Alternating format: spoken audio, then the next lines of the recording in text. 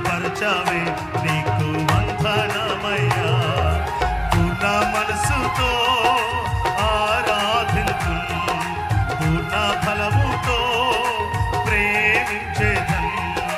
పూర్ణ మనసుతో చెప్పండి, పూర్ణ బలముతో ఆరాధన ఆరాధన ఆరాధన ఆరాధన ఆరాధన